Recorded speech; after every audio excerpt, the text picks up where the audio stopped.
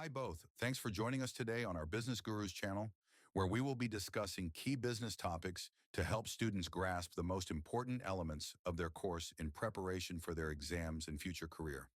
Let's get started. Welcome to the deep dive.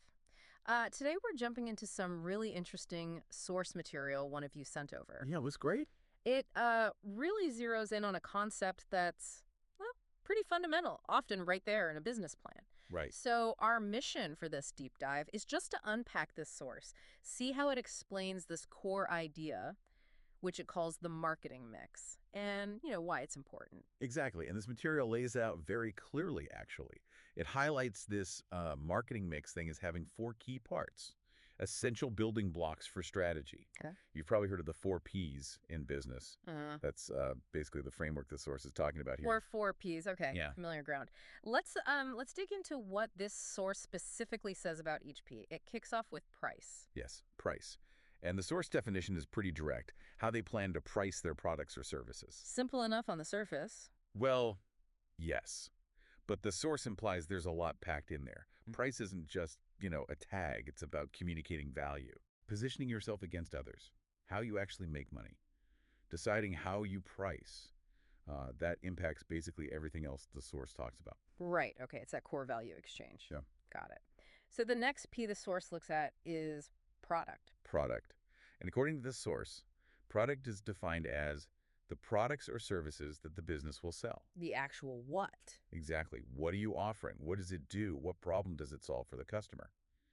The source really emphasizes you need clarity on this first. Yeah, that makes total sense. You have to know what you're selling before you figure out the rest. Okay, third P in the source, promotion. Promotion. The source describes this one as how the business plans to promote itself and its goods.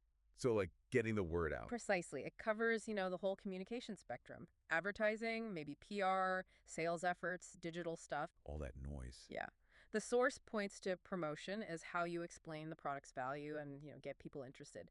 Build awareness. So you've got your product, your price, and now how you tell everyone. That leaves the final P, place. Place. And the source clarifies this one sometimes is called distribution as how the business plans to distribute the products to the consumer. It also adds, also referred to as place. Ah, okay. So how people actually get it. Exactly. Is it in stores, Yeah. online, through partners? It's about accessibility. The source highlights this because, well, even a great product at a perfect price. Won't sell if no one can buy it easily. Right. You need that pipeline to the customer. I did notice the source uses those simple icons too for product, price, place, promotion, helps visualize it. Yeah, quite clear. So let's connect this back.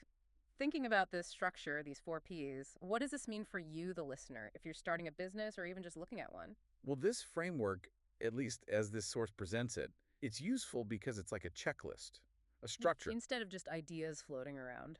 Exactly. It forces you to think specifically about these four areas: product, price, promotion, place, and how they connect. The source implies that getting these aligned, Yeah. that's fundamental. Fundamental to reaching your market. Yeah, to serving them effectively. Yeah. It's presented as a really foundational way to think about engaging with the market. Okay, so wrapping up based on the source. The marketing mix isn't just theory. It's a practical tool built on these four Ps. Product, price, promotion, and place. They're the key questions about market interaction. That sums it up well, based on this material. Mhm. And interestingly, the source itself kind of tees up the next thought.